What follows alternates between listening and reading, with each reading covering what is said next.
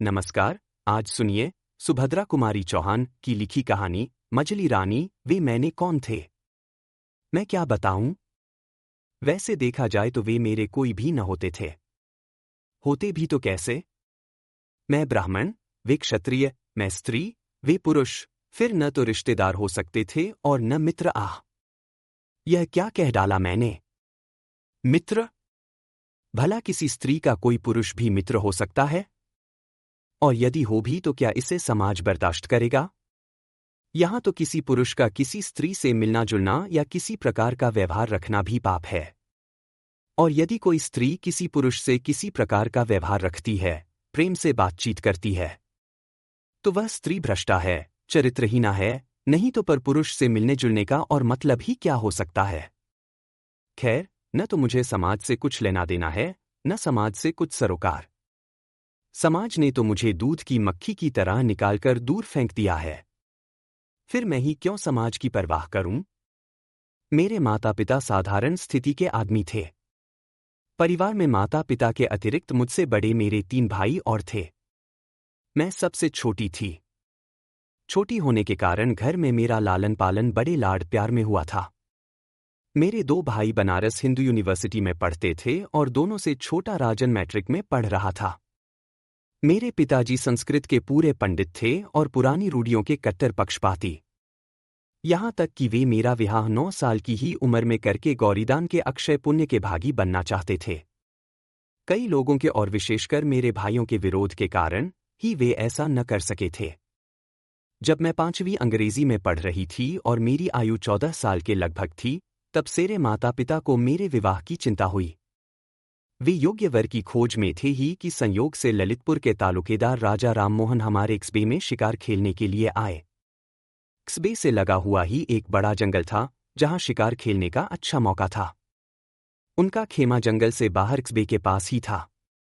क्सबे वालों के लिए यह एक खास तमाशा भी हो गया था। उनके टेंट में कभी ग्रामोफोन बजता और कभी नाच गाना होता है। लोग बिना पैसे के तमाशा देखने को झुंड के झुंड जमा हो जाते। एक दिन मैं भी राजन और पिताजी के साथ राजा साहब के डेरे पर गई। मेरे पिताजी की राजा साहब से जान पहचान हो गई थी। हम लोग उन्हीं के पास जाकर कुर्सियों पर बैठ गए। राजा साहब ने हमारा बड़ा सम्मान किया। लौटते समय उन्होंने हम लोगों को अपनी ही सवारी पर भेजा और साथ में बहुत से फल, मेवा और मिठाई इत्यादि भी रखवा दी। क्सबे की कई लड़कियां और लड़कों ने मुझे राजा साहब की सवारी पर लौटते हुए उत्सुक नेत्रों से देखा। किंतु उस सवारी पर बैठकर मैं अनुभव कर रही थी कि जैसे मैं भी कहीं की रानी हूं, और मैंने उनकी ओर आंख उठाकर भी न देखा। दूसरे दिन राजा साहब ने स्वयं पिताजी को बुलवा भेजा और उनसे मिलकर 2-3 घंटे बाद जब पिताजी लौटे, तो इतने प्रसन्न थे कि उनके पैर धरती पर पड़ते ही न थे। ऐसा मालूम होता था कि वे सारे संसार को जीतकर आ रहे हैं। आते ही उन्होंने मेरी पीठ ठोंकी और मां से बोले, लो, इससे अच्छा और क्या हो सकता था। तारा का विवाह राजा साहब के मंझले लड़के से तय हो गया। माता पिता दोनों ही इस संबंध से बड़े प्रसन्न हुए। मेरे भाइयों ने जब सुना कि तारा का विवाह एक तालुकेदार के विलासी लड़के से, जो सामूली हिंदी पढ़ा लिखा है, तय हुआ है, तो उन्होंने इसका बहुत विरोध किया। किंतु उनके विरोध को कौन सुनता था? पिताजी तो अपनी हठ पकड़े थे। उनकी समझ में इससे अच्छा घर और वर मेरे लिए कहीं मिल ही न सकता था। सबसे अधिक आकर्षक बात तो उनके लिए थी वह कि वर बहुत बड़े खानदान 20 बिस्वे कन्वजियों के घर का लड़का था। फिर राजा से रिश्तेदारी करके क्सबे में उनकी इज्जत बढ़ न जाएगी क्या? इसके अतिरिक्त विवाह का प्रस्ताव भी तो स्वयं राजा साहब ने ही किया था, नहीं तो भला मामूली हैसियत के मेरे पिताजी यह प्रस्ताव कैसे ला सकते थे? सबसे बढ़कर बात तो यह थी कि दहेज के नाम से कुछ न देकर भी लड़की इतने बड़े घर में ब्याही जाती थी। फिर भला इतने बड़े बड़े आकर्षणों के होते हुए भी पिताजी इस प्रस्ताव को कैसे टाल देते? पिताजी मेरी किस्मत की सराहना करके कहते, मेरी तारा तो रानी बनेगी। रानी बनने की खुशी में मैं फूली फूली फिरती थी। भाइयों का विरोध करना मुझे अच्छा न लगता, किंतु मैं उनके सामने कुछ कह न सकती थी। खैर, भाइयों के बहुत विरोध करने पर भी मेरा विवाह मंझले राजा मनमोहन के साथ हो ही गया। फूलों से सजी हुई मोटर पर बैठकर मैं ससुराल के लिए रवाना हुई। हमारे एक्सबे और ललितपुर के बीच में केवल 27 मील का अंतर था, इसलिए बारात मोटरों से ही आई और गई थी। जीवन में पहली बार मोटर पर बैठी थी। मुझे ऐसा मालूम होता जैसे हवा में उड़ रही हूं। 27 मील तक मोटर पर बैठने के बाद भी जी न भरा था। यही चाहती थी कि रास्ता लंबा होता जाए और मैं मोटर पर घूमा करूं। किंतु क्या यह संभव था? आखिर को एक बड़े भारी महल के जनाने दरवाजे पर मोटर जाकर खड़ी हो गई। सास तो थी ही नहीं, इसलिए मेरी जिठानी बड़ी रानी जी परछन कर मुझे उतार ले गई। मुझे एक बड़े भारी सजे हुए कमरे में बिठा दिया गया। स्त्रियां बारी बारी से मुंह खोल के देखने लगीं। कोई रुपया, कोई छोटे मोटे जेवर या कपड़े मेरी मुंह दिखाई में दे देकर जाने लगीं। मेरी जिठानी बड़ी रानी ने भी मेरा मुंह देखा, कुछ बोली नहीं, ओह करके मेरी अंगुली में अंगूठी पहना दी। मैंने सुना कि वे पास के किसी कमरे में किसी से कह रही थीं, देखा बहू को। क्या तारीफ के पुल बांध रहे थे। ससुर जी के कहने से तो बस यही मालूम होता था कि इंद्र की अप्सरा ही होगी। पर न रूप न रंग, न जाने क्यों सुंदर कह के कंगले की बेटी ब्याह अपनी इज्जत हल्की की। रोटी बेटी का व्यवहार तो अपनी बराबरी वालों में होता है, बिरजू की माँ। पर ससुर जी तो इसके रूप पर बिल्कुल लट्ठी हो गए थे। मैं सुंदर नहीं तो क्या मुझे सुंदरता की परख भी नहीं है? न जाने कितनी सुंदरियां देखी हैं, यह तो उनके पैरों की धूल के बराबर भी न होगी। मालूम होता है, उम्र के साथ साथ ससुर जी की आंखें भी सठिया गई हैं, मंझले राजा को डुबो दिया। बिरजू की माँ उनकी हाँ में हाँ मिलाती हुई बोली, सुंदर तो है रानी जी। जैसी आप लोग हैं वैसी ही है। पर अभी बच्ची है। जवान होगी तो रूप और निखर आएगा। बड़ी रानी तिलमिला उठीन और बोली, रूप निखरेगा पत्थर। होनहार बिरवान के होठ चीकने पात। निखरने वाला रूप सामने ही दिखता है। फिर वे जगविरक्ति के भाव में बोली, ओह, जाने भी दो, अच्छा हो या बुरा हमें करना ही क्या है। जब मैं वहां अकेली रह गई, सारी औरतें चली गईं तो मेरी माँ के घर की ख्वासन ने, सूना कमरा देखकर, मेरा मुंह खोल दिया। शीशा उठाकर मैंने एक बार अपना मुंह ध्यान से देखा, फिर रख दिया। ढूंढने से भी मुझे अपने रूप रंग में कोई ऐब न मिला। पहली बार केवल 5 दिन ससुराल में रहकर मैं अपने पिता के साथ मैके आ गई। ससुराल के 5 दिन मुझे 5 वर्ष की तरह मालूम हुए। मैंने जो रानीपने का सुनहला सपना देखा था, वह दूर हो चुका था। ससुराल से लौटकर मैंने तो कुछ नहीं कहा, किंतु खवासन ने वहां के सब हालचाल बतलाए। माँ ने कहा, तो क्या रानी केवल कहने के लिए होती हैं? भीतर का हाल हमारे घरों से भी गया बीता होता है। मैं अपनी माँ के साथ मुश्किल से महीना स्वा महीना ही रह पाई थी कि मुझे बुलाने के लिए ससुराल से संदेशा आया। राजाओं की इच्छा के विरुद्ध तिल भर भी मेरे पिताजी कैसे जाते। न चाहते हुए भी उन्हें मेरी विदाई करनी पड़ी। इतनी जल्दी ससुराल जाना मुझे जरा भी अच्छा न लगा, परंतु क्या करती, लाचार थी। सावन में, जबकि सब लड़कियां ससुराल से मैके आती हैं, मैं ससुराल रूपी कैदखाने में बंद होने चली। देवर के साथ फिर मोटर पर बैठी। इस बार मैंने अपना छोटा सा हारमोनियम भी साथ रख लिया था। फिर ससुराल पहुंची। पहली बार तो मेरे साथ माँ के घर की ख्वासन थी, इस बार उस हारमोनियम और थोड़ी सी पुस्तकों को छोड़कर कुछ न था। मेरा जी एक कमरे में चुपचाप बैठे बैठे घबराया करता। घर में कोई ऐसा न था जिससे घंटे 2 घंटे बातचीत करके जी बहलाती। केवल छोटे राजा, मेरे देवर की बातें मुझे अच्छी लगती थी। किंतु वे भी मेरे पास कभी कभी, और अधिकतर बड़ी रानी की नज़र बचाकर ही आते थे। मैं सारे दिन पुस्तकें पढ़ा करती, पर पुस्तकें थी ही कितनी। 8-10 बार पढ़ गई। छोटे राजा कभी कभी मुझे अखबार भी ला दिया करते थे, किंतु सबकी आंख बचाकर। घर में सब काम के लिए नौकर चाकर और दास दासियां थीं। मुझे घर में कोई काम न करना पड़ता था। मेरी सेवा में भी 2 दासियां सदा बनी रहती थीं, पर मुझे तो ऐसा मालूम होता था कि मैं उनके बीच में कैद हूं, क्योंकि मेरी रायरत्ती भी बड़ी रानी के पास लगा दी जाती थी। उन दासियों में से यदि मैं किसी को किसी काम से कहीं भेजना चाहती तो वे मेरे कहने मात्र से ही कहीं न जा सकती थीं, उन्हें बड़ी रानी से हुक्म लेना पड़ता था। यदि उधर से स्वीकृति मिल जाती तो मेरा काम होता, अन्यथा नहीं। इसी प्रकार हर माह मुझे खजाने से हाथ खर्च के लिए 150 रुपये मिलते थे, किंतु क्या मजाल कि उनमें एक पाई भी महाराजा से पूछे बिना खर्च कर दूं। भीतर के शासन की बागडोर बड़ी रानी के हाथ में थी और बाहर की महाराजा मेरे ससुर के हाथ में। मेरे पति मंझले राजा बड़े ही विलासप्रिय, मदिरा सेवी, शिकार के शौकीन और न जाने क्या क्या थे, मैं क्या बताऊं। वे बहुत सुंदर भी थे, किंतु उनके दर्शन मुझे दुर्लभ थे।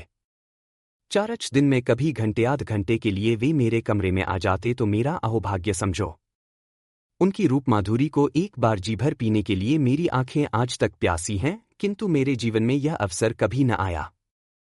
इस दिखावटी वैभव के अंदर मैं किसी प्रकार अपने जीवन को घसीटे जा रही थी। इसी समय मेरे अंधकारपूर्ण जीवन में प्रकाश की एक सुनहली किरण का आगमन हुआ। छोटे राजा की उम्र 17-18 साल की थी। वे बड़े नेक और होनहार युवक थे। घर में पढ़ने लिखने का शौक केवल उन्हीं को था। छोटे राजा मैट्रिक की तैयारी कर रहे थे और एक मास्टर बाबू उन्हें पढ़ाया करते थे। घर में आने जाने की उन्हें पूर्ण स्वतंत्रता थी। घर में स्त्रियों की आवश्यक वस्तुएं बाहर से मंगवा देना भी मास्टर बाबू के ही जिम्मे था। इसलिए वे घर में सबसे ज्यादा परिचित थे। विवाह के बाद से ही बड़ी रानी मुझसे नाराज थीं। उन्हें मेरी चाल ढाल, रहन-सहन जरा भी न सुहाती। वे हर बात में मेरे ऐब निकालने की फिराक में रहतीं। तिल का ताड़ बनाकर मेरी जरा जरासी बात को वे परिचित या अपरिचित, जो कोई आता उससे कहती। शायद वे मेरी सुंदरता को मेरे ऐबों से ढक देना चाहती थीं। यही बात उन्होंने मास्टर बाबू के साथ भी की। वे तो घर में रोज ही आते थे और रोज उनसे मेरी शिकायत होने लगी। किंतु इसका असर उल्टा ही हुआ। मैंने देखा, तिरस्कार की जगह मास्टर बाबू का व्यवहार मेरे प्रति अधिक मधुर और आदरपूर्ण होने लगा। छोटे राजा को मेरा गाना बहुत अच्छा लगता। वे बहुधा मुझसे गाने के लिए आग्रह करते। मुझे तो अब गाने बजाने की ओर कोई विशेष रुचि रह नहीं गई थी, किंतु छोटे राजा के आग्रह से मैं अब भी कभी कभी गा दिया करती थी। एक दिन की बात है। जाड़े के दिन थे किंतु आकाश बादलों से ढका था। मैं अपने कमरे में बैठी एक मासिक पत्रिका के पन्ने उलट रही थी। इतने में छोटे राजा आए और मुझसे बोले, मछली भाभी कुछ गाकर सुनाओ। मैंने बहुत टालमटोल की, किंतु छोटे राजा न माने और उन्होंने बाजा उठाकर सामने रख ही दिया। मैंने हारमोनियम पर गीत गोविंद का यह पद छेड़ा, विहरत हरिरिह सरस बसंते नृत्यति युवती जनन समस सखी विरही जनस्य दुरंते ललित लवंग लता परिशीलन कोमल मलय समीरे मधुकर निकर करम्बित कोकिल कुजत कुंज कुटीरे। मास्टर बाबू भी न जाने कैसे और कहाँ से आए और पीछे चुपचाप खड़े हो गए। छोटे राजा की मुस्कुराहट से मैं भाप गई। पीछे फिर कर जो उन्हें देखा तो हारमोनियम सरकाकर मैं चुपचाप बैठ गई। वे भी हंसकर वहीं बैठ गए। बोले, मझली रानी, आप इतना अच्छा गा सकती हैं, मैंने आज ही जाना। छोटे राजा अच्छा न गाती होती तो क्या मैं मूर्ख था जो इनके गाने के पीछे अपना समय नष्ट करता। इधर यह बातें हो ही रही थीं कि दूसरी तरफ से पैर पटकती हुई बड़ी रानी कमरे में आईं, क्रोध से बोलीं, यह घर तो अब भले आदमी का घर कहने लायक रह ही नहीं गया है। लाज शर्म तो सब जैसे धो के पी लो हो। बाप रे बाप, हद हो गई। जैसे हल्के घर की है वैसी ही हल्की बातें यहां भी करती है। पास पड़ोस वाले सुनते होंगे तो क्या कहते होंगे। यही ना कि मंझले राजा की रानी रंडियों की तरह गा रही हैं। बाबा, इस कुल में तो ऐसा कभी नहीं हुआ। कुल को तो न लजवाओ देवी। बाप के घर जाना तो भीतर क्या चाहे सड़क पर गाती फिरना, किंतु यहां यह सब न होने पावेगा। तुम्हें क्या? घर के भीतर बैठी बैठी चाहे जो कुछ करो, वहां आदमियों की तो नाक कटती है। एक सांस में इतनी सब बातें कह के बड़ी रानी चली गईं। मैंने सोचा, शराब पीकर रंडियों की बाह में बाह डालकर टहलने में नाक नहीं कटती। गरीबों पर मनमाने जुल्म करने पर नाक नहीं कटती। नाक कटती है मेरे गाने से, सो अब मैं बाजे को कभी हाथ ही न लगाऊंगी। उस दिन से फिर मैंने बाजे को कभी नहीं छुआ और न छोटे राजा ने ही कभी मुझसे गाने का आग्रह किया। यदि वे आग्रह करते तब भी मुझ में बाजा छूने का साहस न था। इस घटना के कई दिन बाद एक दिन मास्टर बाबू छोटे राजा को पढ़ाकर ऊपर से नीचे उतर रहे थे और मैं नीचे से ऊपर जा रही थी। आखिरी सीढ़ी पर ही मेरी उनसे भेंट हो गई। वे ठिठक गए, बोले, कैसी हो मझली रानी? जीती हूं। खुश रहा करो, इस प्रकार रहने से आखिर कुछ लाभ जी को कैसे समझाऊं मास्टर बाबू। अच्छी अच्छी पुस्तकें पढ़ा करो, उनसे अच्छा साथी संसार में तुम्हें कोई न मिलेगा। पर मैं अच्छी अच्छी पुस्तकें लाऊं कहां से, लाने का जिम्मा मेरा। यदि आप अच्छी पुस्तकें ला दिया करें तो इससे अच्छी और बात ही क्या हो सकती है। यह कौन बड़ी बात है मझली रानी। मेरे पास बहुत सी पुस्तकें रखी हैं, उनमें से कुछ मैं तुम्हें ला दूंगा। इस कृपा के लिए उन्हें धन्यवाद देती हुई मैं ऊपर चली और वे बाहर चले गए। मैंने ऊपर आंख उठाकर देखा तो बड़ी रानी खड़ी हुई, तीव्र दृष्टि से मेरी ओर देख रही थी। मैं कुछ भी न बोलकर नीची निगाह किए हुए अपने कमरे में चली गई। दूसरे दिन मास्टर बाबू समय से कुछ पहले ही आए। उनके हाथ में कुछ पुस्तकें थीं। वे छोटे राजा के कमरे में न जाकर सीधे मेरे कमरे में आए और बाहर से ही आवाज दी, किंतु दोनों दासियों में से इस समय एक भी हाजिर न थी। इसलिए मैंने ही उनसे कहा, ये मास्टर बाबू। वे आकर बैठ गए। किताबों और लेखक के नाम बतलाकर वे मुझे किताबें देने लगे। ये महात्मा गांधी की आत्मकथा के दोनों भाग हैं। यह है बाबू प्रेमचंद्र जी की रंगभूमि, इसके भी दो भाग हैं। यह मैथिली बाबू का साकेत और यह पंत जी का पल्लव। इसके अतिरिक्त और भी बहुत सी पुस्तकें हैं। इन्हें तुम पढ़ लोगी तब मैं तुम्हें और ला दूंगा। इसके बाद वे साकेत उठाकर उर्मिला से लक्ष्मण की विदा का जो सुंदर चित्र मैथिली बाबू ने अंकित किया है, मुझे पढ़कर सुनाने लगे। इतने ही में मुझे वहां बड़ी रानी की झलक दिख पड़ी और उसके साथ मेरे कमरे के दोनों दरवाजे फटाफट बंद हो गए। मास्टर बाबू ने एक बार मेरी तरफ फिर दरवाजे की तरफ देखा, फिर वे बोले, भाई यह दरवाजा किसने बंद कर दिया है? खोल दो। जब कोई भी उत्तर न मिला तो मुझे क्रोध आ गया। मैंने तीव्र स्वर में कहा, यह दरवाजा किसने बंद किया है? खोलो। क्या मालूम नहीं है कि हम लोग भीतर बैठे हैं? बड़ी रानी की कर्कश आवाज सुनाई दी, ठहरो, अभी खोल दिया जाएगा। तुम लोग भीतर हो यही दिखाने के लिए तो दरवाजा बंद किया गया है। पर देखने वाले भी तो जरा आ जाया। यह नारकीय लीला अब ज्यादा दिन न चल सकेगी। दूसरे दिन मास्टर बाबू समय से कुछ पहले ही आए। उनके हाथ में कुछ पुस्तकें थीं। वे छोटे राजा के कमरे में न जाकर सीधे मेरे कमरे में आए और बाहर से ही आवाज दी, किंतु दोनों दासियों में से इस समय एक भी हाजिर न थी। इसलिए मैंने ही उनसे कहा, ये मास्टर बाबू। वे आकर बैठ गए। किताबों और लेखक के नाम बतलाकर वे मुझे किताबें देने लगे। ये महात्मा गांधी की आत्मकथा के दोनों भाग हैं। यह है बाबू प्रेमचंद्र जी की रंगभूमि, इसके भी दो भाग हैं। यह मैथिली बाबू का साकेत और यह पंत जी का पल्लव। इसके अतिरिक्त और भी बहुत सी पुस्तकें हैं। इन्हें तुम पढ़ लोगी तब मैं तुम्हें और ला दूंगा। इसके बाद वे साकेत उठाकर उर्मिला से लक्ष्मण की विदा का जो सुंदर चित्र मैथिली बाबू ने अंकित किया है, मुझे पढ़कर सुनाने लगे। इतने ही में मुझे वहां बड़ी रानी की झलक दिख पड़ी और उसके साथ मेरे कमरे के दोनों दरवाजे फटाफट बंद हो गए। मास्टर बाबू ने एक बार मेरी तरफ फिर दरवाजे की तरफ देखा, फिर वे बोले, भाई यह दरवाजा किसने बंद कर दिया है? खोल दो। जब कोई भी उत्तर न मिला तो मुझे क्रोध आ गया। मैंने तीव्र स्वर में कहा, यह दरवाजा किसने बंद किया है? खोलो। क्या मालूम नहीं है कि हम लोग भीतर बैठे हैं? बड़ी रानी की कर्कश आवाज सुनाई दी, ठहरो, अभी खोल दिया जाएगा। तुम लोग भीतर हो यही दिखाने के लिए तो दरवाजा बंद किया गया है। पर देखने वाले भी तो जरा आ जाया। यह नारकीय लीला अब ज्यादा दिन न चल सकेगी। नारकीय लीला। मेरा माथा ठनका, हे भगवान! क्या पुस्तक पढ़ना भी नारकीय लीला है? इस प्रकार लगभग 15 मिनट हम लोग बंद रहे। गुस्से में मास्टर बाबू का चेहरा लाल हो रहा था। उधर बाहर बड़े राजा, मंचले राजा और महाराजा जी की आवाज मुझे सुनाई दी और उसके साथ ही कमरे का दरवाजा खुल गया। बड़ी रानी बोली, मेरी बातों पर तो कोई विश्वास ही नहीं करता था। अब अपनी अपनी आंखों से देखो। आंखें धोखा तो नहीं खा रही हैं? आज तक मैंने मंचले राजा की विलासी मूर्ति देखी थी। आज मैंने उनका रुद्र रूप भी देखा। क्रोध से पैर पटकते हुए वे बोले, किरण कुमार, इस कमरे में तुम किसके हुक्म से आए?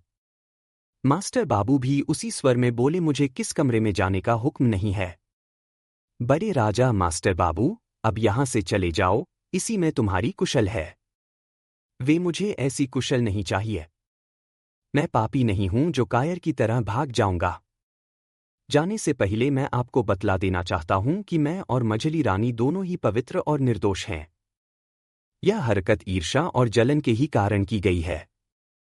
बड़ी रानी गरज उठीन, उल्टा चोर कोतवाल को डांटे, चोरी की चोरी, उस पर भी सीना जोरी। मैं ईर्ष्या करूंगी तुमसे? तुम हो किस खेत की मृली? मैं तुम्हें समझती क्या हूं? तुम हो एक अदना से नौकर, और यह है कल की छोकरी, सो भी किसी रईस के घर की नहीं। ईर्ष्या तो उससे की जाती है जो अपनी बराबरी का हो। फिर बड़े राजा की तरफ मुड़कर बोलीं, तुम इसे ठोकर मार के निकलवा क्यों नहीं देते? तुम्हारे सामने ही खड़ा खड़ा जबान लड़ा रहा है, और तुम सुन रहे हो। पहले ही कहा था कि नौकर चाकर को ज्यादा मुंह न लगाया करो। महाराज बड़े गुस्से से बोल, किरण कुमार चले जाओ। इसी समय न जाने कहां से छोटे राजा आ पड़े और मास्टर बाबू को जबरदस्ती पकड़कर अपने साथ लिवा ले गए। वे चले गए। मुझ पर क्या बात होगी, कहने की आवश्यकता नहीं, समझ लेने की बात है। नतीजा सबका यह हुआ कि उसी दिन एक चिट्ठी के साथ सदा के लिए मैं विदा कर दी गई। एक इक्के पर बैठालकर चपरासी मुझे मां के घर पहुंचाने गया। चिट्ठी मेरे पिताजी के नाम थी, जिसमें लिखा था कि आपकी पुत्री भ्रष्टा है। इसने हमारे कुल में दाख लगा दिया है। इसके लिए अब हमारे घर में जगह नहीं है। बात की बात में सारे मोहल्ले भर में मेरे भ्रष्टाचरण की बात फैल गई। यहां तक कि मेरे पिता के घर पहुंचने से पहले ही यह बात पिताजी के घर तक भी पहुंच गई थी। जब मैं पिताजी के घर पहुंची, शाम हो चुकी थी। इस बीच माताजी का देहांत हो चुका था। भाई भी तीनों कॉलेज में थे। घर पर मुझे केवल पिताजी मिले। उन्होंने मुझे अंदर न जाने दिया, बाहर दालान में ही बैठाला। चिट्ठी पढ़ने के बाद वे तड़प उठे, बोले, जब यह भ्रष्ट हो चुकी है तो इसे यहां क्यों लाए? रास्ते में कोई खाई खंदक न मिला जहां ढकेल देते। इसे मैं अपने घर रखूंगा। जाए कहीं भी मरे, मुझे क्या करना है? मैं पिताजी के पैरों पर लौट गई, रोती रोती बोली, पिताजी, मैं निर्दोष हूं। पिताजी 2 कदम पीछे हट गए और कड़क कर बोले, दूर रह चांडालिन, निर्दोष ही तू होती तो इतना यह बवंडर ही क्यों उठता? उन्हें क्या पागल कुत्ते ने काटा था जो बैठे बैठाए अपनी बदनामी करवाते? जा, जहां जगह मिले समा जा। मेरे घर में तेरे लिए जगह नहीं है। क्या करें, अंग्रेजी राज्य न होता तो बोटी बोटी काट के फेंक देता। इस होहल्ला में समाज के कई ऊंची नाक वाले अगुया और कई पास पड़ोस वाले भी जमा हो गए। सबने मेरे भ्रष्टाचरण की बात सुनी और घृणा से मुंह बिचकाया। एक बोला, नहीं भाई, अब तो यह घर में रखने लायक नहीं। जब ससुराल वालों ने ही निकाल दिया तो क्या पंडित रामभजन अपने घर रखकर जात में अपना हुक्का पानी बंद करवावेंगे? दूसरे ने पिताजी पर पानी चढ़ाया, अरे भाई, घर में रखें तो रखने दो, इनकी लड़की है, पर हम तो पंडित जी के दरवाजे पर पैर न देंगे। मैं फिर एक बार भीतर जाने के लिए दरवाजे की तरफ झुकी, किंतु पिताजी ने एक झटके के साथ मुझे दरवाजे से कई हाथ दूर फेंक दिया। कुल में दाख तो मैंने लगा ही दिया था, वे मुझे घर में रखकर क्या जात बाहर भी हो जाते। मैं दूर जा गिरी और गिरकर बेहोश हो गई। मुझे जब होश आया है, मेरे घर का दरवाजा बंद हो चुका था और मोहल्ले भर में सन्नाटा छाया था। केवल कभी कभी 1-2 कुत्तों के भूखने का शब्द सुन पड़ता था। मैं उठी, बहुत कुछ सोचने के बाद स्टेशन की तरफ चली। एक कुत्ता भूख उठा, जैसे कह रहा हो कि अब इस मोहल्ले में तुम्हारे लिए जगह नहीं है। जब मैं स्टेशन पहुंची, एक गाड़ी तैयार खड़ी थी। बिना कुछ सोचे विचारे मैं गाड़ी के एक जनाने डिब्बे में बैठ गई। गाड़ी कितनी देर तक चलती रही, कहाँ कहाँ खड़ी हुई, कौन कौन से स्टेशन बीच में आए, मुझे कुछ पता नहीं। किंतु सवेरे जब ट्रेन कानपुर पहुंचकर रुक गई और एक रेलवे कर्मचारी ने आकर मुझे उतरने को कहा तो मैं जैसे चौकसी पड़ी। मैंने देखा पूरी ट्रेन यात्रियों से खाली हो गई है। स्टेशन पर भी यात्री बहुत कम थे। ट्रेन से उतरकर मेरी समझ में ही न आता था कि कहाँ जाऊं। कल इस समय तक जो एक महल की रानी थी, आज उसके खड़े होने के लिए भी स्थान न था। बहुत देर बाद मुझे एकाएक ख्याल आया कि सत्याग्रह संग्राम तो छिड़ा ही हुआ है, क्यों न मैं भी चलकर स्वयंसेविका बन जाऊं और देश सेवा में जीवन बिता दूं। पूछती हुई मैं किसी प्रकार कांग्रेस दफ्तर पहुंची। वहां पर 2-3 व्यक्ति बैठे थे। उन्होंने मुझे पूछा कि मेरे पास किसी कांग्रेस कमेटी का प्रमाण पत्र है। मैंने कहा, नहीं। तो उन्होंने मुझे स्वयंसेविका बनाने से इनकार कर दिया। इसके बाद मैं इसी प्रकार कई संस्थाओं और सुधारकों के दरवाजे दरवाजे भटकी, किंतु मुझे कहीं भी आश्रय न मिला। विवश होकर मैं भूखी प्यासी चल पड़ी, किंतु जाती कहाँ। थककर एक पेड़ के नीचे बैठ गई। मैंने अपनी अवस्था पर विचार किया। मैं आज रानी से पथ की भिखारिन हो चुकी थी। मेरे सामने अब भिक्षावृत्ति को छोड़कर दूसरा उपाय ही क्या था। इसी समय न जाने कहाँ से एक भिखारिन बुढ़िया भी उसी पेड़ के नीचे कई छोटी छोटी पोटलियां लिए हुए आकर बैठ गई। बड़े इत्मीनान के साथ अपने दिन भर के मांगे हुए आटे, दाल, चावल को अपने चीथड़े में अच्छी तरह बांधकर बुढ़िया ने मेरी तरफ देखा। मैंने भी उसकी ओर देखा। दुहख में भी एक प्रकार का आकर्षण होता है, जिसने क्षण भर में ही हम दोनों को एक कर दिया। भिखारिन बहुत बूढ़ी थी, उसे आंख से कम दिख पड़ता था। भिक्षावृत्ति करने के लिए अब उसे किसी साथी या सहारे की जरूरत थी। मैं उसी के साथ रहने लगी। कई बार मैंने आत्महत्या करनी चाही, किंतु उस समय ऐसा मालूम होता कि जैसे कोई हाथ पकड़ लेता हो। मैं आत्मघात भी न कर सकी। लगातार 1 साल तक भिखारिन के साथ रहकर मुझे भीख मांगना न आया। आता भी कैसे? मैं बुढ़िया का हाथ पकड़कर उसे सहारा देती हुई चलती, भीख वही मांगा करती। मैं जवान थी, सुंदर थी, फटे चीथड़े और मैले कुचैले वेश में भी मैं अपना रूप न छिपा सकती। मेरा रूप ही हर जगह मेरा दुश्मन हो जाता। अपने सतीत्व की रक्षा हेतु मुझे बहुत सचेत रहना पड़ता था और इसीलिए मुझे जल्दी जल्दी स्थान बदलना पड़ता था। मेरे बदन की साड़ी फटकर तार तार हो गई थी। बदन ढकने के लिए साबित कपड़ा भी न था। प्रयाग में माघी अमावस्या के दिन बड़ा भारी मेला लगता है। बुढ़िया ने कहा, वहां चलने पर हमें 3-4 महीने भर खाने को मिल जाएगा और कपड़ों के लिए पैसे भी मिल जाएंगे। मैं बूढ़ी के साथ पैदल ही प्रयाग के लिए चल पड़ी। मांगते खाते कई दिनों में हम लोग प्रयाग पहुंचे। यहां पूरे महीने भर मेला रहता है। दूर दूर के बहुत से यात्री आते हैं। हम लोग रोज सड़क किनारे एक कपड़ा बिछाकर बैठ जाते और दिन भर भिक्षा मांगकर शाम को एक पेड़ के नीचे अलाव जलाकर सो जाते। एक दिन इसी प्रकार शाम को जब हम दिन भर की भिक्षावृत्ति के बाद लौट रहे थे, एक बग्घी निकली जिसमें कुछ स्त्रियां थीं। बुढ़िया एक पैसे के लिए हाथ फैलाकर गाड़ी के पीछे पीछे दौड़ी। कुछ देर बाद गाड़ी के अंदर से एक पैसा फेंका गया। शाम को धुंधले प्रकाश में बुढ़िया जल्दी पैसा देख न सकी। वह पैसा देखने के लिए कुछ देर झुकी रही। उसी समय एक मोटर पीछे से और एक सामने से आ गई। बुढ़िया ने बचना चाहा, मोटर वाले ने भी बहुत बचाया, पर बुढ़िया मोटर की चपेट में आ ही गई। उसे गहरी चोट लगी और उसे बचाने की चेष्टा में मुझे भी काफी चोट आई। जिस मोटर की चपेट हम लोगों को लगी थी, उस मोटर वाले ने पीछे मुड़कर देखा भी नहीं, किंतु दूसरी मोटर वाले रुक गए। उसमें से 2 व्यक्ति उतरे। मेरे मुंह से सहसा एक चीख निकल गई। फिर कई दिनों तक लगातार बुखार के बाद जिस दिन मुझे होश आया, मैंने अपने आप को एक जनाने अस्पताल के पर्दा वार्ड के कमरे में पाया। एक खाट पर मैं पड़ी थी, मेरे पास ही दूसरी खाट पर भिखारिन मरणासन्न अवस्था में पड़ी थी। मैं खाट से उठकर बैठने लगी तो मास्टर बाबू पास ही कुर्सी पर बैठे कुछ पढ़ रहे थे। मुझे उठते देखकर पास आकर बोले, अभी आप न उठें। बिना डॉक्टर की अनुमति के आपको खाट से उठना नहीं है। क्यों? मैं पथ की भिखारिन, मुझे ये साफ सुथरे कपड़े, नरम नरम बिछौने क्यों चाहिए? कल से तो मुझे फिर वही गलीगली की ठोकर खानी पड़ेगी ना? उनकी बड़ी बड़ी आंखें सजल हो गईं। वे बड़े ही करुण स्वर में बोले, मजली रानी, क्या तुम मुझे क्षमा न करोगी? तुम्हारा अपराधी तो मैं ही हूं ना? मेरे ही कारण तो आज तुम राजरानी से पथ की भिखारिन बन गई हो। जब मुझे उन्होंने मंजली रानी कहकर बुलाया तो मैं चौंक पड़ी। सहसा मेरे मुंह से निकल गया, मास्टर बाबू। +++2-3 दिन में मैं पूर्णतया स्वस्थ हो गई। परंतु भिखारिन की हालत न सुधर सकी। एक दिन उसने अपनी जीवन लीला समाप्त कर दी।